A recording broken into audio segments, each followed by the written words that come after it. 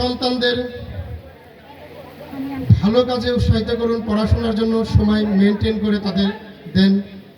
মাসে অন্তত পক্ষে আপনি সন্তানের জন্য একবার খোঁজ নিন যে আপনার সন্তানটা ভালোভাবে স্কুলে যায় কি না, আসলেও কি সে কোন অবস্থায় আছে, কেমন চলতেছে, তার মানে পড়ালেখার মান উন্নত কমতেছে না বাড়তেছে, খেলাধুলা করতেছে না কি করতেছে, হাবিজাবি সবগুলোই মেনলি হলো একজন মা তার সন্তানদের বিশেষ করে বেশি খোঁজ খবর নেবেন। এই যে সামনে যে উপস্থিত আছেন শিক্ষার্থীরা, এরা আমাদের আগামী দিনের ভবিষ্যৎ। আমরা চাই এরা আমাদের আগামী দিনের ভবিষ্যৎ। এরা অনেক দূর এগিয়ে যাবে।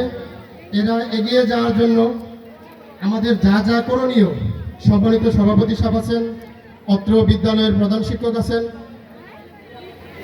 এই বিষয়গুলো দেখবেন কিভাবে তাদের মানে উচ্চ শিক্ষায় আরো শিক্ষিত করা যায়, ভালো স্টুডেন্ট করা যায়।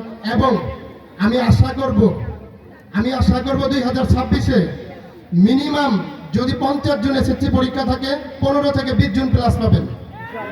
আর আপনারা যারা প্লাস পাবেন তাদের জন্য পার্সোনালিটি গিফট থাকবে, বড় ধরনের গিফট থাকবে এবং প্রতিযোগিতা থাকবে কারা কত সুন্দর রেজাল্ট করতে পারেন এবং কারা কোন কলেজে ভর্তি হতে পারেন।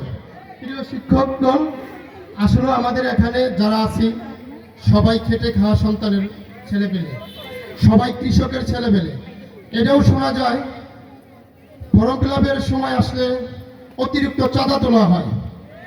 আসলে এই জিনিসগুলো খুবই দুঃখজনক, শুনতে খারাপ লাগে যে অত্র বিদ্যালয় থেকে অতিরিক্ত চাঁদা তোলা হয়। বিভিন্ন ধরনের অভিযোগ আছে। আপনারা আপনাদের দৃষ্টি আকর্ষণ করে বলছি, আপনারা এগুলো থেকে একটু শুধরাবেন এবং যে যে ক্লাসের টিচার সেই ক্লাসের টিচারকে পাঠাবেন।